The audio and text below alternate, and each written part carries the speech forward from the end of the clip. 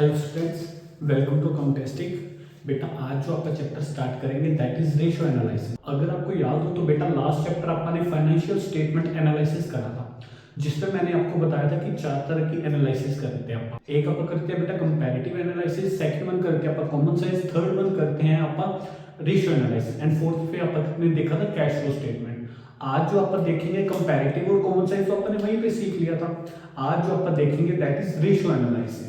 ठीक है, अब सबसे पहले तो रेशियो एनालिसिस होता क्या और क्यों इसकी जरूरत पड़ी। फाइनेंशियल स्टेटमेंट को एनालिसिस करने के वन ऑफ द मेथड आप यूज करते हैं रेशियो एनालिसिस, जो बिजनेसेस बहुत ज्यादा यूज करती है। अगर सिंपल लैंग्वेज में बोलूं, analysis of financial statement in accounting ratios that is known as ratio analysis.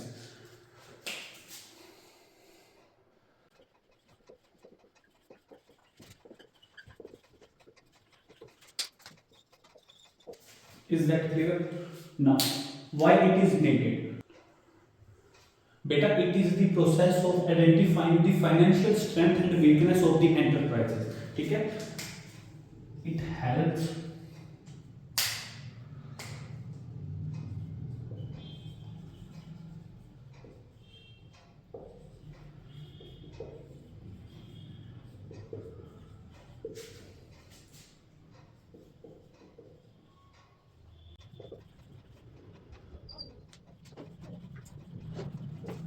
Is that clear?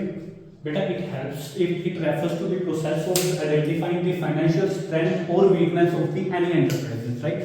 Now, what is point is that कि ratios में अपने करना क्या है। चार तरह की ratios होती है जो अपने सीखनी है इसके आगे। ठीक है, देखेंगे बेटा ध्यान से।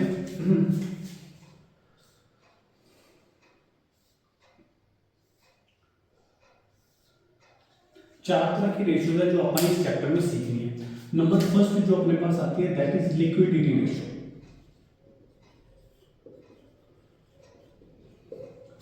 अब जनरली लिक्विडिटी रेशियोज में 4 रेशियोज होती हैं, लेकिन फिर भी अपन देखेंगे कि कौन कौन सी अपने करनी है, राइट। देन अपने पास आती है बेटा सोल्वेंसी रेशियो।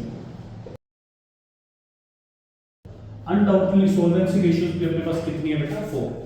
देन आती है अपने पास बेटा activity ratios.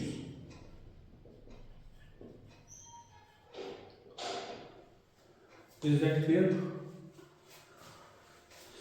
Generally activity ratio अपने पास आती है 7 और लास्ट आती है अपने पास profitability ratio.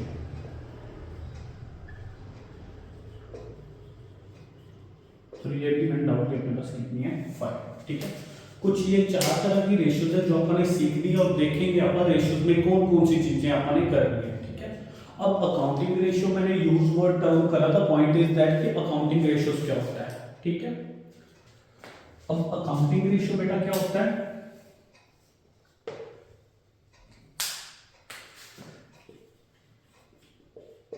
Ratio is calculated on the basis of accounting data is known as accounting ratio. Is that clear? I hope आपको डेफिनेशन एंड पता लगी होगी और आपको पता होगा भी अपने रेशियोज कौन कौन सी सीखनी है। ठीक है, अब इन रेशियो में जो जो मैंने लिखी है कितनी कितनी रेशियो है सभी को डिटेल में मीनिंग समझ के आप एक्सप्लेन करेंगे, राइट। आई होप आपने ये सब नोट डाउन कर लिया होगा।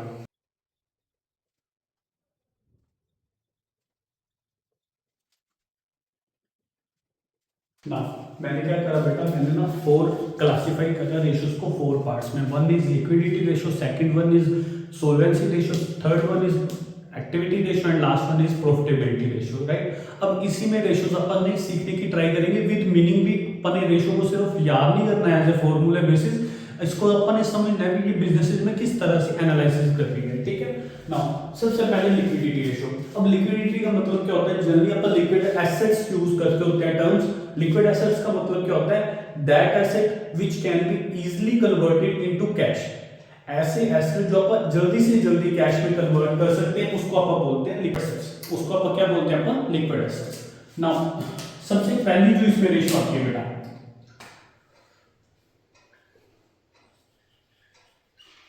वो मेरे पास आती है करंट रेशियो। अब करंट रेशियो निकालते हैं ऐसे बेटा, very simple. Current assets divided by current liability. ठीक है, current assets divided by current liabilities. अभी अपन ने फाइनेंशियल स्टेटमेंट सीखी है भी कैसे कैसे अपन बैलेंस शीट कर सकते हैं। ठीक है, अब बैलेंस शीट्स में आइटम्स अपने को पता है करंट एसेट्स कौन से होते हैं और करंट लायबिलिटीज कौन सी होती हैं। करंट एसेट्स कौन से होते हैं? एसेट्स बेटा ऐसे एसेट्स जो लेस देन 1 ईयर यूज होते हैं उसको अपन करंट एसेट्स बोल देते हैं। सेम करंट लायबिलिटीज कौन सी होती है बेटा? करंट लायबिलिटीज वो वाली लायबिलिटीज होती है जो लेस देन 1 ईयर के अंदर अंदर अपने को पे करनी होती है। ठीक है, ऐसी लायबिलिटीज जो लेस देन 1 ईयर और ऐसे एसेट्स जो लेस देन 1 ईयर होते हैं उसको अपन करंट एसेट्स बोल देते हैं। ठीक है ना, करंट रेशियो निकालते कैसे? क्वेश्चन में पूछेगा करंट रेशियो का फार्मूला क्या होता है, तो करंट रेशियो में निकालते कैसे अपन? Current assets divided by current liabilities. अब पॉइंट इज दैट मैं फिर भी इसको क्लासिफाई कर देता हूं आपके लिए भी, आपको आइडिया हो जाए कि करंट एसेट्स कौन कौन से होते हैं।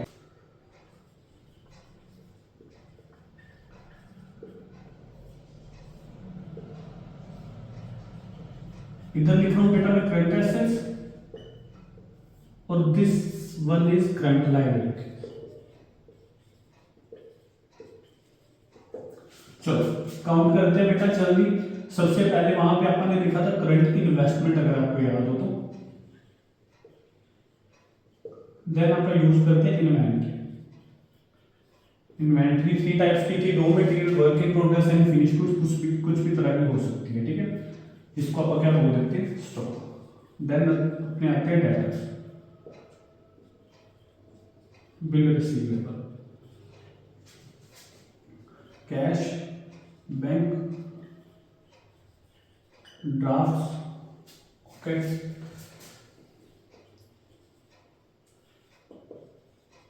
प्रीपेड एक्सपेंसेस, इनकम,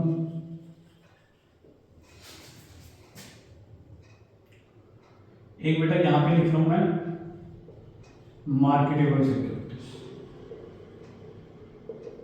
कुछ इस तरह के अपने करंट एसेट्स होते हैं। ठीक है, देन मैं लिख रहा हूं करंट लायबिलिटीज। सबसे पहले अपन ये बात करते हैं क्रेडिटर्स।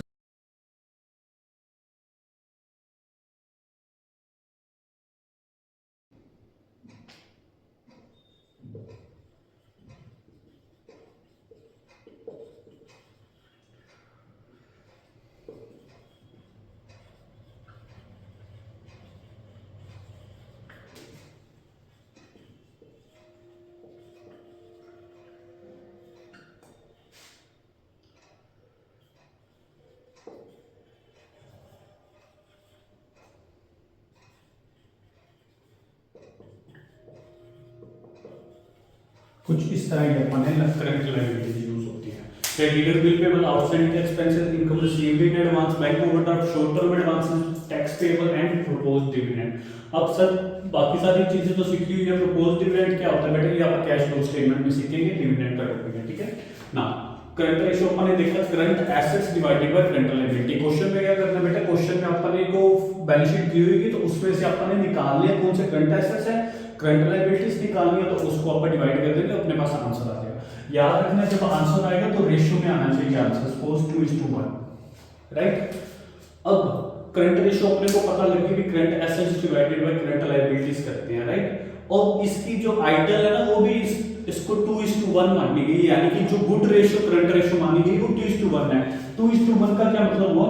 2 करंट एसेट्स है और 1 करंट लायबिलिटी, यानी कि जितनी मेरी लायबिलिटीज है उससे डबल है मेरी करंट एसेट्स। तो तब वो वाली बिजनेस सिचुएशन कैसे एनालाइसिस होती है भी, वो वाली सिचुएशन अच्छी मानी जाए अपनी बुक्स में। अपनी बुक्स में वो वाली कंडीशन अच्छी मानी जाएगी। Is that clear? सेकंड जो रेशियो आती है बेटा मेरे पास, दैट इज लिक्विड रेशियो। अब लिक्विड रेशियो के बेटा 3 नेम है टोटल। एक तो लिक्विड रेशियो, अगर पूछे क्विक रेशियो वो भी यही होता है, और अगर पूछे एसिड टेस्ट रेशियो वो भी यही रेशियो होती है। अब लिक्विड रेशियो कौन सी होगी बेटा? ध्यान रखना, अगर क्वेश्चन में लिक्विडिटी रेशियो पूछे तो अपने को सारी निकालनी पड़ेगी। अगर अकेला लिक्विड रेशियो पूछना है तो क्वेश्चन में ध्यान रखना, ठीक है। इसका फॉर्मूला क्या होता है बेटा? लिक्विड एसेट्स या क्विक एसेट्स ठीक है, डिवाइडेड बाय क्या करूंगा मैं, current liabilities. I repeat, liquid liabilities नाम की कोई भी आइटम नहीं होती, करंट लायबिलिटीज के नाम की होती है, वही लिखेंगे आप। लिक्विड एसेट्स कौन से होते हैं, पॉइंट आता है।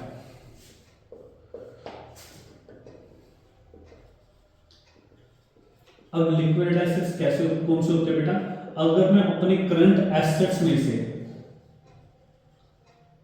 इन्वेंट्री और प्रीपेड एक्सपेंसेस अगर माइनस कर देता हूं तो मेरे पास क्या आ जाता है बेटा, लिक्विड एसेट्स। अब लिक्विड एसेट्स अपने को पता है that easily converted into cash. अब नेचुरली इन्वेंट्री को तो टाइम लगेगा ना कैश में कन्वर्ट होने के लिए, तो सेम प्रीपेड एक्सपेंसेस भी जो मैंने खर्चे ऑलरेडी पे कर दिए तो उस पे तो अपन कुछ कर ही नहीं सकते, ठीक है। तो लिक्विड एसेट्स कौन से हो गए, अगर मैं सारे करंट एसेट्स में से इन्वेंट्री और प्रीपेड एक्सपेंसेस माइनस कर देता हूं तो मेरे पास क्या बन जाएंगे, लिक्विड एसेट। और करंट लायबिलिटी बिल्कुल सेम जो अपन करंट रेशियो में मानी थी, ठीक है। नंबर थर्ड जो मेरे पास रेशियो आती है that is absolute liquid ratio. अब point is that sir absolute liquid ratio कौन सी होगी बेटा, एब्सोल्यूट लिक्विड रेशियो जो लिक्विड रेशियो को भी इजीली कन्वर्ट कर देती है लिक्विड एसेट्स को भी, यानी कि इसमें सिर्फ 3 एसेट आएंगे, कैश, बैंक और marketable securities. In this case में ड्राफ्ट को भी इंक्लूड ही कर रहा हूं, ठीक है। डिवाइडेड अपना वही चलेगा बेटा, करंट लायबिलिटी, ठीक है। एब्सोल्यूट लिक्विड रेशियो कौन सी होती है, कैश, बैंक और मार्केटेबल सिक्योरिटीज डिवाइडेड क्या कर दूंगा, करंट लायबिलिटी। और लास्ट मेरे पास जो रेशियो आती है that is working capital ratio. अब वर्किंग कैपिटल कैसे निकालते हैं बेटा, वेरी इजी। अगर मैं अपने करंट एसेट्स में से करंट लायबिलिटी माइनस कर दूंगा तो ये मेरे पास क्या आ जाएगा, मेरा वर्किंग कैपिटल, ठीक है। ये 4 तरह की रेशियो है जो अपन ने लिक्विडिटी में याद रखी है। First one is current ratio. Current ratio कैसे निकालते हैं, current assets divided by current liability. Current assets कौन से होते हैं, यहाँ पे लिखे हुए हैं, करंट लायबिलिटीज कौन से होते हैं वो भी लिखी हुई है मैंने। देन अपन करते हैं लिक्विड रेशियो। लिक्विड रेशियो कैसे निकालते हैं बेटा, liquid assets divided by current liability. अब लिक्विड रेशियो के 3 नेम है, एक तो लिक्विड रेशियो हो गया, एक क्विक रेशियो हो गया और एक एसिड टेस्ट रेशियो हो गया, राइट। अब लिक्विड एसेट्स कैसे निकालेंगे बेटा, liquid assets is equal to current assets minus 2 चीजें करेंगे, one is inventory and second one is our prepaid expenses. तो वो मेरे पास क्या आ जाएगा बेटा, liquid ratio, liquid assets, sorry वो मेरे पास क्या आ जाएगा बेटा, लिक्विड एसेट्स। देन मैं थर्ड पॉइंट पे आता हूं। थर्ड पॉइंट क्या कहता है बेटा, absolute liquid ratio. Absolute liquid ratio कौन सी होती है, जिसमें 3 एसेट्स लेते हैं, कैश, बैंक और मार्केटेबल सिक्योरिटीज, डिवाइडेड क्या करेंगे, करंट लायबिलिटी। और लास्ट वन जो रेशियो अपन याद रखनी है that is working capital. Working capital कैसे निकालते हैं बेटा, current assets minus current liability. I hope आपको लिक्विड रेशियो सारी क्लियर होगी होगी। एक चीज याद रखनी है, जैसे मैंने आपको बोला भी करंट रेशियो में आइडल रेशियो 2:1 है, सेम लिक्विड रेशियो में भी आइडल रेशियो दी हुई उन्होंने 1:1।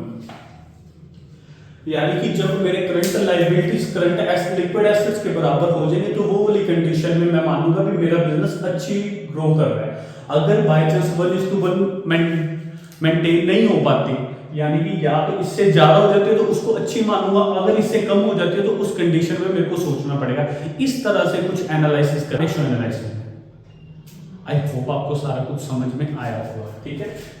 देन बेटा मेरे पास आती है सोल्वेंसी रेशियो। अब सोल्वेंसी रेशियो में सबसे पहला क्वेश्चन आता है अपने पास डेट इक्विटी रेशियो का। नाम से क्लियर है बेटा, डेट इक्विटी रेशियो, यानी कि डेट डिवाइडेड बाय इक्विटी। अब अगर आपको याद हो तो लिक्विड रेशियो में अपन सिर्फ करंट एसेट्स और करंट लायबिलिटी को मेंटेन करते हैं, उसके अलावा अपन किसी को भी नहीं छेड़ा। यहां पे करेंगे बाकी चीजों को। डेट पॉइंट इज दैट कि सर डेट कौन से होते हैं,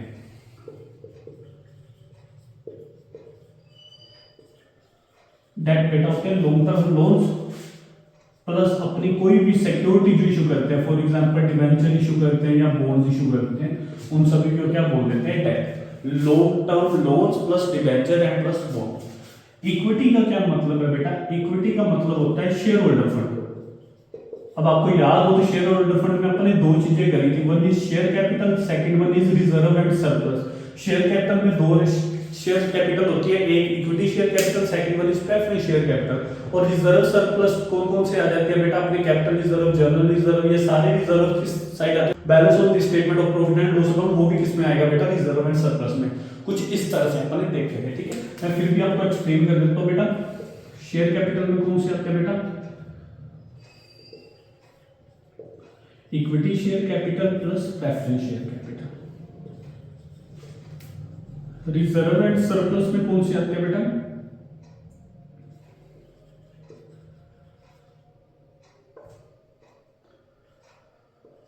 general reserve,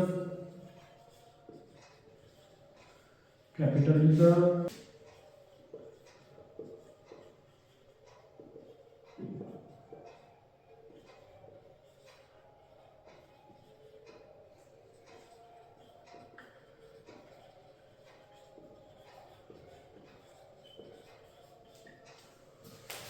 is that clear? I hope आपको सब कुछ समझ में आएगा। डेट इक्विटी रेशियो कौन सी होती है, डेट डिवाइडेड बाय इक्विटी। अब अनडाउटली ये भी जो अच्छी मानी गई है रेशियो बेटा, जो आइडल रेशियो मानी गई है दैट इज 2:1, ये भी अपनी कौन सी रेशियो मानी गई है, 2:1, ठीक है। सेकंड पॉइंट कौन सा आता है, सेकंड पॉइंट आता है total asset to debt ratio.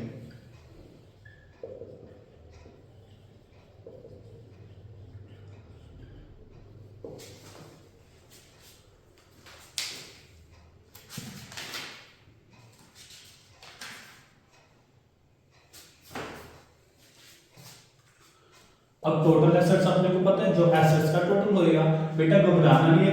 Paper में भी हाँ सर टोटल एसेट्स नहीं दिया हुआ, अगर टोटल ऑफ लायबिलिटीज दिया हुआ है ना तो अनडाउटली वो भी टोटल ऑफ एसेट्स माना जाएगा, ठीक है।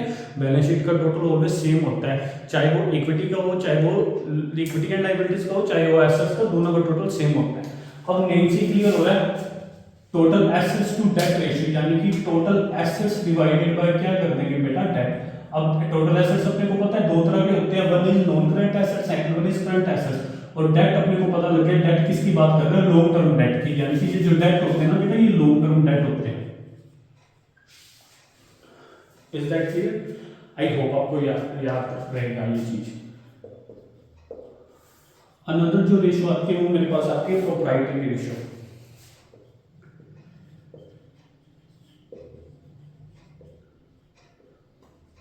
प्रोप्राइटरी रेशियो का क्या मतलब होता है बेटा, शेयर होल्डर फंड,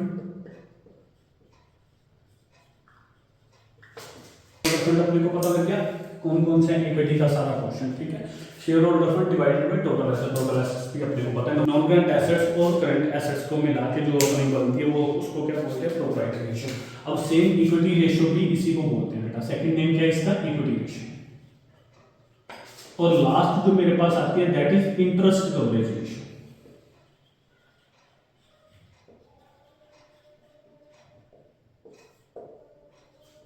इसका फार्मूला क्या बेटा, EBIT divided by fixed interest charges. EBIT divided by क्या करेंगे बेटा, फिक्स्ड इंटरेस्ट चार्जेस। अब पॉइंट आता है सर एबिट क्या होता है बेटा, आई होप मैंने शायद आपको समझाया कि नहीं समझाया, लेकिन मैं फिर भी आपको दोबारा से बता देता हूँ। जनरली जो अपने सिंपल अपन जब ट्रेडिंग अकाउंट बनाते थे ना, तब वहां पे जो बैलेंसिंग फिगर आती थी वो ग्रोस प्रॉफिट आती थी। अब जब ग्रोस प्रॉफिट बैलेंसिंग फिगर आती थी तो वो अपन P&L अकाउंट में ले जाते थे। P&L अकाउंट में सारी खर्चे माइनस करने के बाद मेरे पास नेट प्रॉफिट आता था। उस नेट प्रॉफिट को अपन क्या बोलते हैं, एबिट बोलते हैं। एबिट का मतलब क्या होता है बेटा, earning before interest and taxes, earning before interest and taxes.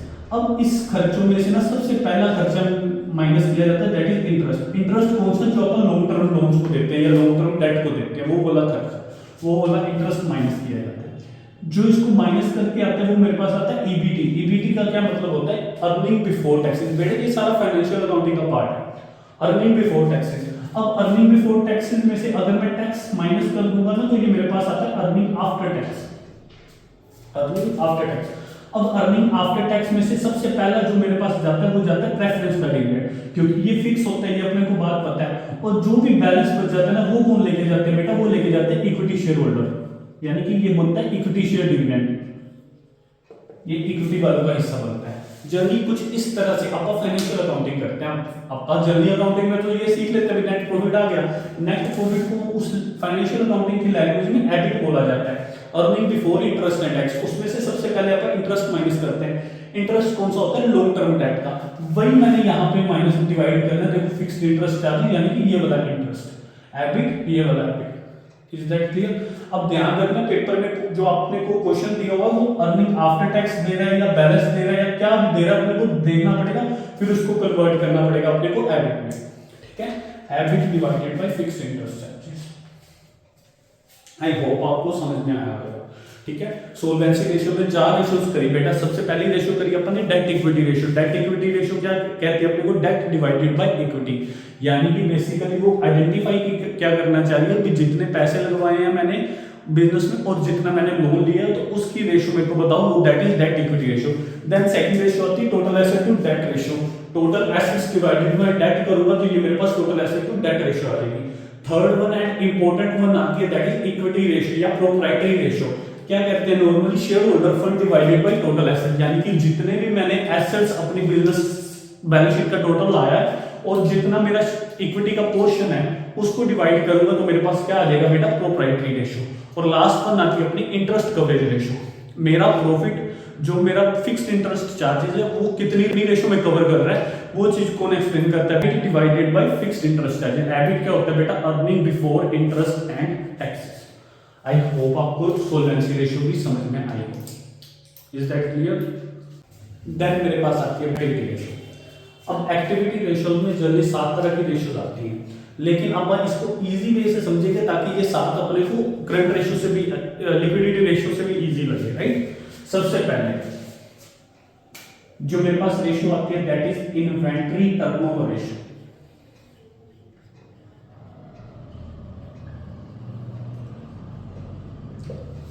अब इन्वेंटरी टर्नओवर रेशियो, इसके नेम पे ना जाना, भी टर्नओवर है भी अपन सही लिखेंगे नहीं, इस पे अपन देखेंगे सबसे पहले लिखते होते हैं सीओजीएस, डिवाइडेड करेंगे बेटा एवरेज इन्वेंटरी। अब सेम पॉइंट आता है सर सीओजीएस क्या होता है बेटा? सीओजीएस अपने को पता है +1 में सीखा हुआ है, opening stock plus purchases plus direct expenses minus क्या कर देता हूं बेटा? Closing stock, that is our COGS. और किस तरह से निकलता होता था सीओजीएस? जीपी करके निकालते होते थे। याद है आपको? याद है आपको? जीपी में से निकालते होते थे। फॉर एग्जांपल सीओजीएस कैसे निकालते हैं बेटा? नेट सेल में से अगर जीपी माइनस कर दूंगा तो ये मेरे पास क्या आ जाएगा? सीओजीएस। सीओजीएस होता है बेटा? Cost of goods sold.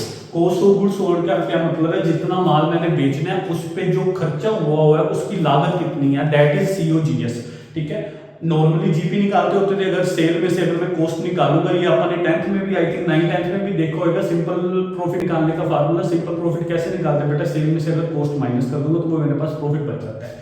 Same यहाँ पे क्या कर रहा हूँ, अगर सेल में से अपना सीओजीएस का पोर्शन निकाल रहा हूँ तो वो मेरे पास क्या बचता था? जीपी। अब जीपी में इसे माइनस कर दूंगा तो सीओजीएस इस साइड चल जाएगा, यानी सीओजीएस निकालने का फॉर्मूला मेरे पास क्या आ गया? Net sales minus GP. अगर सेल में से दोनों में से कोई भी यूज कर सकते हैं। ठीक है, इस चीज का ध्यान रखना। नाउ पॉइंट आता है सर एवरेज इन्वेंटरी कौन सी होती है बेटा? एवरेज इन्वेंटरी कौन सी होती है? एवरेज करना है इन्वेंटरी का। अब इन्वेंटरी कौन सी थी ये तो अपने को पता नहीं, लेकिन अपने को पता है कौन कौन सी इन्वेंटरीज होती है। एक तो ओपनिंग स्टॉक होता है अपने पास, एक होता है बेटा क्लोजिंग स्टॉक, उनकी एवरेज।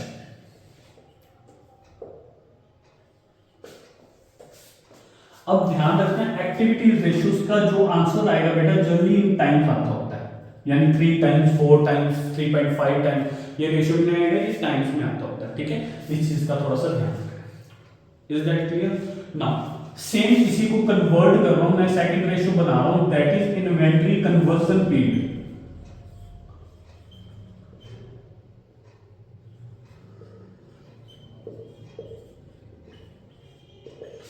मतलब जो मेरी इन्वेंटरी है वो कितने दिन में कन्वर्ट हो सकती है।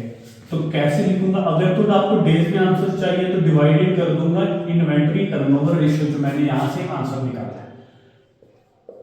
ठीक है, अगर आपको मंथ्स में आंसर चाहिए तो 12 divided by inventory turnover ratio कर दूंगा।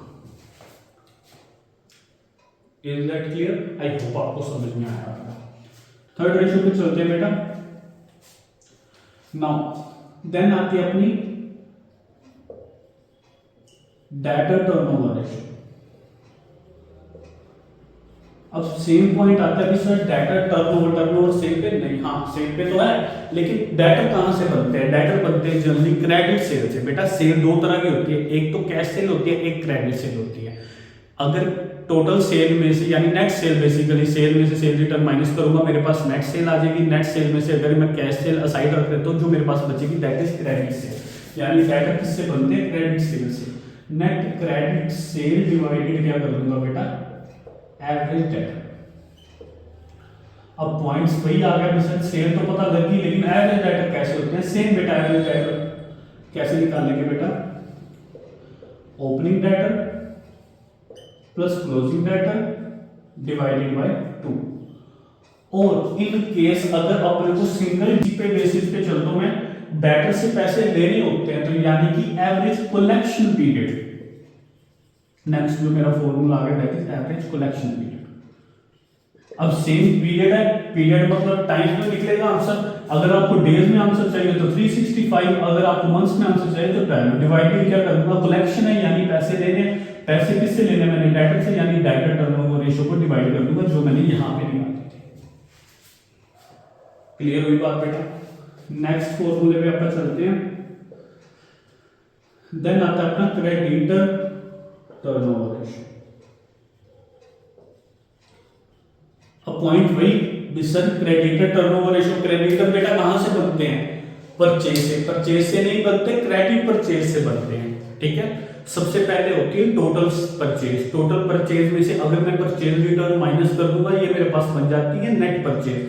अब नेट परचेजेस को दो हिस्सों में डिवाइड किए, एक तो कैश परचेज, एक की क्रेडिट परचेज। यानी कि अगर मैं टोटल नेट परचेज में से कैश परचेज माइनस कर दूंगा, जो मेरे पास बचेगी उसको क्या बोलूंगा मैं? Credit purchase.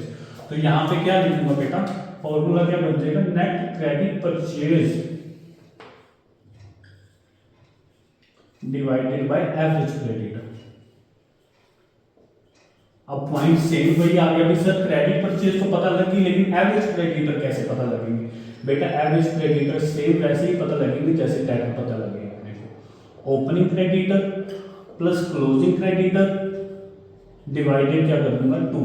In case creditor सिर्फ सिंगल दिए हुए हैं, तो क्रेडिटर प्लस बिल पेबल क्या बन जाएगा मेरे पास? Average credit.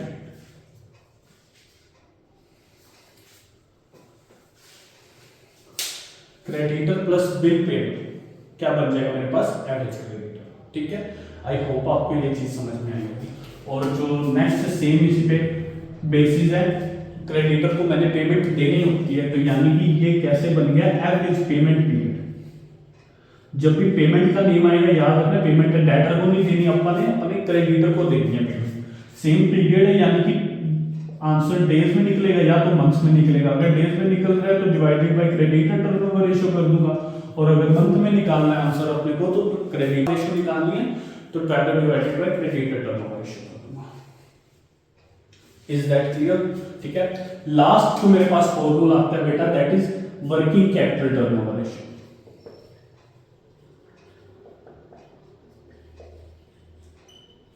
अब वर्किंग कैपिटल टर्नओवर रेशियो कैसे निकालते हैं बेटा? COGS divided by net working capital divided by net working capital. COGS अपने को पता है कैसे निकालते हैं? Opening stock plus purchasing plus direct expenses minus closing stock. और वर्किंग कैपिटल अपन ने लिक्विड रेशियो में सीखा था, लिक्विडिटी रेशियो में, that is current assets minus current liability. ठीक है, आई होप आपको समझ में आएगा। बेटा मैं बार बार इसलिए बोल रहा हूं ताकि आपको साथ साथ याद भी हो जाए। ठीक है, सबसे पहले मैंने देखा बेटा inventory turnover ratio. Inventory turnover ratio यानी कि COGS divided by average inventory. Average inventory कैसे निकालते हैं? Opening stock plus closing stock divided by 2। ठीक है, अब इन्वेंटरी को अगर पीरियड में आंसर चाहिए, यानी इन्वेंटरी कन्वर्जन पीरियड, अगर तो मंथ डेज में आंसर चाहिए तो 365 divided by inventory turnover ratio कर दूंगा। अगर मंथ में चाहिए तो debtor divided by inventory turnover ratio. Next अपन ने देखा debtor turnover ratio. Debtor turnover ratio कैसे निकालते हैं बेटा? Net credit sale divided by average debtor. Average debtor कैसे निकालेंगे? Opening debtor plus closing debtor divided by 2। In case debtor single है तो डेटर प्लस बिल रिसीवेबल क्या बन जाएगी अपने? Average debtor. देन अपन ने देखा average collection period. Average collection period अगर पीरियड है तो यानी कि याद रखना या तो मंथ्स में आंसर निकालना है या डेज में आंसर निकालना है, जो भी जिसमें भी निकालना है डिवाइडेड क्या कर दूंगा। अगर तो कलेक्शन है तो कलेक्शन कलेक्ट किससे करता हूं मैं, डाटा से, तो याद रखना डाटा टर्नओवर रेशियो करनी है, ठीक है। देन अपन ने देखा creditor turnover ratio. Creditor turnover ratio कहां से बनेगी, नेट क्रेडिट परचेज से डिवाइडेड क्या कर दूंगा बेटा, एवरेज क्रेडिटर। अगर एवरेज क्रेडिटर कैसे निकालते हैं, opening creditor plus closing creditor divided by 2, और अगर ओपनिंग क्लोजिंग नहीं है तो simple creditor plus bill payable को क्या मानूंगा मैं, एवरेज क्रेडिटर। देन आ गया अपना एवरेज पेमेंट पीरियड। पीरियड है यानी कि या तो डेज में आंसर निकालेंगे या मंथ्स में। 365 divided by creditor turnover ratio क्योंकि पेमेंट है, या तो 12 divided by creditor turnover ratio. Last अपन ने देखा net working capital turnover ratio. Working capital turnover ratio कैसे निकालते हैं बेटा, COGS divided by working capital. Working capital अपन ने लिक्विडिटी रेशियो में देखा था, that is current assets minus current liability. I hope आपको एक्टिविटी रेशियो भी याद हो गई होगी। मेरे पास रेशियो आती है बेटा, दैट इज प्रॉफिटेबिलिटी रेशियो। अब सेम प्रॉफिटेबिलिटी रेशियो में भी 5 रेशियो है, समझिए बेटा ध्यान से। पहले दो तो very easy, that is gross profit ratio. अब जैसे मैंने आपको बताया था कि उसका आंसर टाइम्स में आता होता है जल्दी, तो प्रॉफिटेबिलिटी का रेशियो का जो आंसर आएगा दैट इज बेटा परसेंटेज में आएगा, ठीक है। ग्रॉस प्रॉफिट रेशियो सिंपल आपने देखी भी होगी, gross profit divided by net cell कर दूंगा तो दैट इज मेरे पास मल्टीप्लाई 100 क्योंकि परसेंटेज में आंसर चाहिए, तो दैट इज अपनी gross profit ratio. Second ratio अपने पास आती है नेट प्रॉफिट रेशियो। अब सेम नेट प्रॉफिट भी अपने को पता है कौन सी होती है, net profit divided by net cell कर दूंगा तो मेरे पास क्या आ जाएगी बेटा, नेट प्रॉफिट रेशियो। दोनों चीजें अपने को पता है। ग्रॉस प्रॉफिट कैसे निकालते हैं बेटा, नॉर्मली सेल में से मैं अपने ओपनिंग स्टॉक क्लोजिंग स्टॉक तो बहुत अपन चलते हैं, साथ में डायरेक्ट एक्सपेंसेस माइनस करते हैं, ट्रेडिंग अकाउंट को इसमें याद रखना है। नेट सेल नेट प्रॉफिट कैसे निकालते हैं अपना, जीपी में से अगर मैं सारे अपने इनडायरेक्ट एक्सपेंसेस माइनस कर देता हूं तो मेरे पास नेट प्रॉफिट आ जाता है, तो डिवाइडेड करूंगा नेट सेल इनटू 100। याद रखना प्रॉफिटेबिलिटी रेशियोज में ऑलवेज डिवाइडेड अपन सेल को लेके चलेंगे, ठीक है। देन आता है बेटा मेरे पास जो अपन ने सीखना है दैट इज ऑपरेटिंग रेशियो।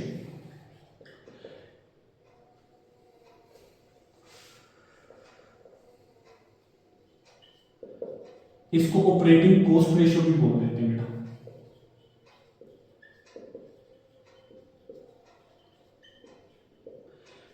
कैसे निकालते हैं बेटा, operating cost divided by net sales into 100। अब सेम पॉइंट यही आया भी सर, ऑपरेटिंग रेशियो तो पता लगी लेकिन ऑपरेटिंग कॉस्ट कौन सी आ गई अपने पास,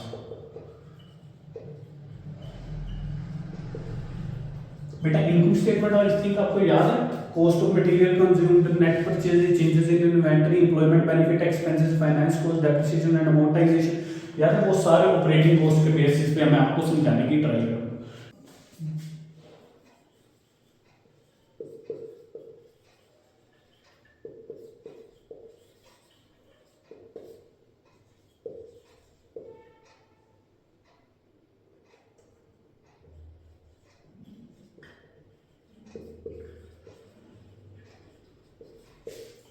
ये सारे खर्चे कौन से माने जाते हैं बेटा, ऑपरेटिंग कॉस्ट के खर्चे।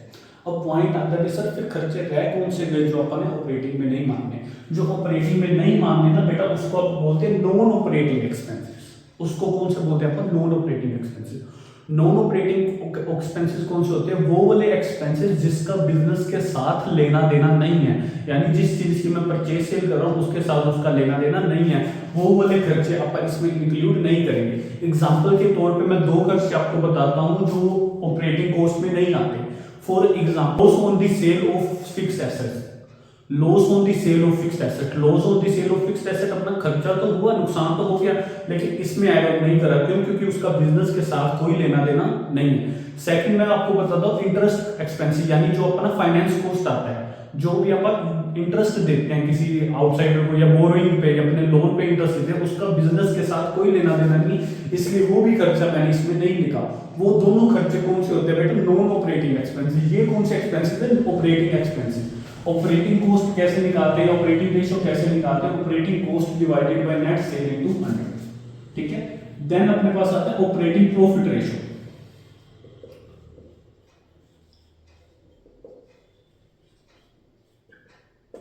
अब सेम रेशियो तो इजी है, operating profit divided by net sale into 100।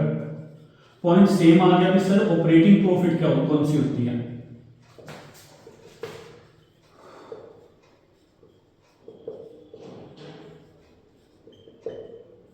अब बेसिकली ऑपरेटिंग प्रॉफिट कैसे निकालेंगे आप? अगर तो अपनी सेल्स में से ऑपरेटिंग के खर्चे माइनस कर देता हूं, ऑपरेटिंग के खर्चे माइनस कर देता हूं तो मेरे पास क्या आ जाएगा बेटा? ऑपरेटिंग प्रॉफिट आ जाएगा। ठीक है, अगर तो अपने को नेट प्रॉफिट ही दे दिया, ऑपरेटिंग प्रॉफिट नहीं दिया, अपने को क्या दे दिया? नेट प्रॉफिट दे दिया, तो अपन रिवर्स कैलकुलेशन चलेंगे, यानी कि ऐसे खर्चे जो माइनस कर दिए लेकिन होने नहीं चाहिए। और कौन से मेथड से निकलेगा बेटा? जो अपनी नेट सेल है। अब इसमें दोनों तरह के खर्चे ऐड ऑन हुए होंगे, कौन कौन से? यानी कि ऑपरेटिंग भी हुए होंगे, नॉन ऑपरेटिंग भी होंगे। तो अपने को कौन से? ऑपरेटिंग प्रॉफिट चाहिए, तो यानी कि नॉन ऑपरेटिंग जो खर्चे माइनस हो गए उसको ऐड बैक करूंगा। सॉरी,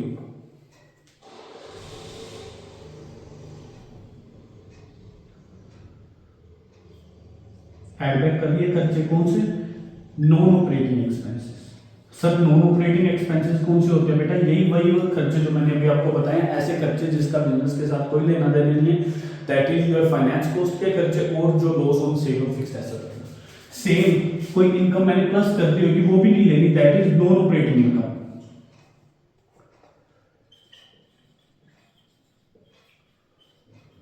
अब नॉन ऑपरेटिंग इनकम कौन सी होगी सर? बेटा अगर loss on sale of fixed asset है तो profit on sale of fixed asset भी तो होगा ना, तो वो कौन सी होती है बेटा? Non operating income. Same interest on investment, वो कौन से होते हैं बेटा? Non operating income. ठीक है, आई होप आपको समझ आया होगा। ठीक है, नेट प्रॉफिट में अगर अपने खर्चे ऐड बैक कर दूंगा, जो इनकम प्लस करी हुई थी उसको माइनस कर दूंगा, तो मेरे पास क्या आ जाएगा बेटा? Operating profit. और एक और तरीके से निकाल सकते हैं, अपना ग्रोस प्रॉफिट आता होता है बेटा ट्रेडिंग अकाउंट से, उसमें से सेम ग्रोस प्रॉफिट में इसमें आपने सिर्फ ऑपरेटिंग इनकम ऐड करूंगा, लेस कर दूंगा ऑपरेटिंग एक्सपेंसेस, तो मेरे पास क्या आ जाएगा बेटा? Operating profit. ठीक है, इन तीनों तरीकों से निकाल। Last but not least that is return on investment या रिटर्न ऑन कैपिटल एम्प्लॉयड बोलते हैं वैसे इसको। Very very very important ratio, return on capital employed. अब रिटर्न ऑन कैपिटल एम्प्लॉयड ना बेटा बहुत ज्यादा इंपॉर्टेंट है, नो डाउट पेपर में तो इंपॉर्टेंट है ही है, लेकिन प्रैक्टिकल वे से भी बहुत ज्यादा इंपॉर्टेंट है। ठीक है, अब रिटर्न ऑन कैपिटल एम्प्लॉयड क्या होता है बेटा? ध्यान से सुनना है। जिसने भी कंपनी में पैसा लगाया होता है that is share holder. Share holder के पैसे जब भी आप आइडेंटिफाई करते हैं कि उनको फायदा हो रहा है या नुकसान हो रहा है, तो वो कौन सी रेशियो से आइडेंटिफाई होता है? That is return on capital employed, यानी जितने मैंने पैसे लगाए उससे मेरे को रिटर्न कितना आ रहा है। ठीक है, अब रेशियो तो इसका इजी है, दैट इज एबिट। एबिट किया ना अभी अपन ने, डिवाइडेड क्या कर दूंगा मैं? Capital employed into 100। एबिट अपने को पता है जितना मैंने प्रॉफिट कमाया डिवाइडेड करूंगा capital employed into 100। Capital employed कौन से होते हैं? वो चीज पॉइंट आता है सर। कैपिटल एम्प्लॉयड होता है जो बिजनेस में पैसे लगे होते हैं। अब फिर यानी कि ये सर शेयर होल्डर फंड आएगा? नहीं बेटा, इसमें शेयर होल्डर फंड तो आएगा ही आएगा, प्लस आपके नॉन लॉन्ग टर्म डेट भी आएंगे। चाहे अपने लोन से पैसा लगाया हुआ है, चाहे अपने डिबेंचर में इशू करके बिजनेस में पैसा लगाया, पैसा तो लगा हुआ है ना। यानी कैपिटल एम्प्लॉयड कैसे निकालते हैं? Share holder plus long term debts. ठीक है, इसका एक और मेथड आता है बेटा कैपिटल एम्प्लॉयड निकालने का। अगर तो मैं टोटल एसेट्स कौन से हो गए मेरे? Current asset plus non current assets. Total assets में से मैं करंट लायबिलिटी माइनस कर दूंगा तो ये मेरे पास कैपिटल एम्प्लॉयड बन जाता है। ठीक है, इसको समझते बेटा ध्यान से। फॉर्मेट आई थिंक आपको याद होगा, share holder fund, non current liability, non current assets and current assets. कुछ इस हिसाब से अपने बैलेंस शीट का नया फॉर्मेट सीखा। ठीक है, अगर तो टोटल एसेट्स में करंट लायबिलिटी माइनस कर दूंगा, ये वाला पोर्शन बच जाएगा, तो इसको क्या बोलते हैं? Capital employed. या दूसरे वे से मैंने बोला share holder fund plus long term date, तो उसमें भी क्या बोलते हैं? इसको कैपिटल एम्प्लॉयड। ठीक है, इजी 5 रेशियो अपन याद करिए, पहले दो तो इजी थी, gross profit ratio, gross profit divided by net sale into 100, net profit ratio, net profit divided by net sale into 100। Then अपन ने करी ऑपरेटिंग कॉस्ट रेशियो या ऑपरेटिंग रेशियो, ऑपरेटिंग एक्सपेंसेस या operating cost divided by net sale into 100। Point आता है sir operating expenses कौन से होते हैं? नॉर्मली एक्सपेंसेस बेटा अपन ने दो तरह के करते हैं, that is one is operating expenses, second one is non operating expenses. Operating जो बिजनेस से रिलेटेड होते हैं उसको अपन ऑपरेटिंग एक्सपेंसेस बोलते हैं, नॉन ऑपरेटिंग जो बिजनेस से रिलेटेड नहीं होते। दो तरह के खर्चे मैंने आपको नॉन ऑपरेटिंग एक्सपेंसेस में बताए, एक तो loss on sale of fixed assets और एक अपना इंटरेस्ट ऑन बोरोइंग, ठीक है, that is non operating expenses. Then अपने पास आता है operating profit ratio, operating profit divided by net sale into 100। Operating profit कैसे निकालते हैं बेटा? ध्यान से, तो अपन ग्रोस प्रॉफिट में से ऑपरेटिंग इनकम ऐड कर देंगे और ऑपरेटिंग एक्सपेंसेस माइनस कर देंगे, तो मेरे पास ऑपरेटिंग प्रॉफिट आ जाएगा। या नेट सेल में से ऑपरेटिंग खर्चे माइनस कर देंगे तो ऑपरेटिंग प्रॉफिट आ जाएगा। या थर्ड थिंग कौन सी जब अपन ने देखी, अगर तो आपके पास नेट प्रॉफिट है यानी वो तो ऑपरेटिंग नॉन ऑपरेटिंग दोनों माइनस करके आया हुआ है, उसमें जो खर्चे माइनस किए थे जो नहीं करने थे that is non operating expenses, उसको ऐड बैक कर दूंगा और नॉन ऑपरेटिंग इनकम जो ऐड गलती से कर दी उसको अपन माइनस कर दूंगा, दैट इज ये वाला portion, net profit plus net non operating expenses और नॉन ऑपरेटिंग इनकम माइनस कर दूंगा, ठीक है। लास्ट रेशियो वेरी इंपॉर्टेंट आती है, that is return on capital employed, EBIT divided by capital employed. Capital employed not only share holder fund but also include long term debt या जोन से भी पैसे बिजनेस में लगे हुए हैं, that is capital employed. Share holder fund plus non current liability, या तो इसमें इन दोनों को प्लस कर दो, अदरवाइज टोटल एसेट्स माइनस कर दूंगा करंट लायबिलिटी, तो वो भी मेरे पास क्या आ जाएगा? कैपिटल एम्प्लॉयड, ठीक है। That is your profitability ratio. I hope आपको चारों तरह की रेशियो समझ में आई होगी। फर्स्ट वन अपने करी लिक्विडिटी रेशियो, सेकंड वन करी अपने सोल्वेंसी रेशियो, थर्ड करी अपने एक्टिविटी रेशियो, लास्ट वन करी अपने profitability ratio. That is your chapter of ratio analysis. I hope आपको सारा कुछ समझ में आया होगा, लेकिन अगर आपको फिर भी कोई डाउट लगता है तो आप कमेंट सेक्शन में पूछ सकते हो, तो I will clarify it soon. And thank you so much for watching the video and wish you a very very happy new year. I just want to say at the beginning of the new year that is my message towards you is to work hard, really hard if you want to achieve anything in life। बेटा life में अगर कोई भी चीज़ करनी है ना तो बेटा दो चीज़ें याद रखना, एक तो मेहनत बहुत करनी है अपन उस चीज़ के लिए, उस चीज़ को पाने के लिए अपन ने मेहनत बहुत ज़्यादा करनी है, एंड सेकेंड थिंग नीयत साफ रखनी है ऑलवेज, ठीक है। कभी भी अपा किसी से ठगी ठारी करके ना कभी भी अपा आगे नहीं बढ़ सकते, चीटिंग करके कभी नहीं आगे बढ़ सकते, अपनी नीयत ऑलवेज साफ रखनी है। I hope you like the video and share our video to among other student.